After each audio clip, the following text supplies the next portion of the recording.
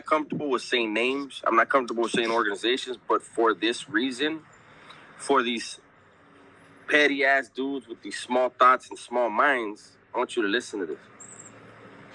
The first cell that came out was a man by the name of Bambari, a BGF, a G. That's Black Gorilla Family. He came down to the cell and he introduced himself to me and my cellie. You know, he got our names and he said, I'm Bambari, you know. All right, cool. He went to the store and they hand you your canteen back then and little brown sack lunches, you know, and put all your chips in there, you know, boom, boom. And after he got his canteen, he came over to our cell and he gave us chips and he gave us some sopas. You could only get 10 sopas back then. And back then, canteen was only $35 a draw.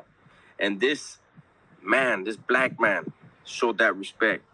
So basically, he's saying that it's situational to where when it's not wartime, the Mexicans and the blacks may look out for each other, whatever. But when wartime come in, it's only business, and the Mexicans are going to swarm on the blacks. That's pretty much, I guess, what we're getting out of this. He knew that we had just got there. Here you guys go. Enjoy that. And we're like, hey, thank you. And we and it probably has a lot more to do with age, not race. We looked at each other when he walked off like, damn, it's like that here. That's how it was. Again, went to the law library, signed up for law library, because back then that's where everybody communicated with each other. That's where everybody showed their face, you know, had their name heard.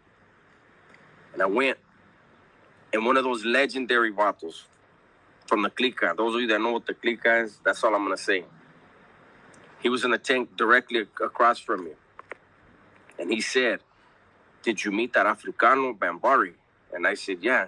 And he said, that's a good dude right there. He said, we went to war with them a lot back when we were in San Quentin. He said, that's a solid motherfucker. If he ever needs anything, look out for him, right? But see, these petty motherfuckers that never been through nowhere, they don't know how to respect an adversary. They don't know how to keep it business, right? So there you go, clown. Put that in your pipe and smoke it and figure that out. Try to wrap your little ass head around that, because that's how it really is. Now, as far as head up fades, it needs to be abundantly clear. Raza, I'm pretty sure for the vatos from up north is the same thing, but for down south, they don't give anybody a head up fade. Raza are not allowed to put their fists on each other. That's not allowed to put their hands on. Now that's real. Mexicans. If you don't get along with yourself, Mexicans in the LA County jail system and California Department of Corrections are not allowed to fight each other. They end up fighting each other. They will have to fight the whole house. So if you fight your fellow being, you're gonna fight that whole burrito, big dog. That's a fact. Then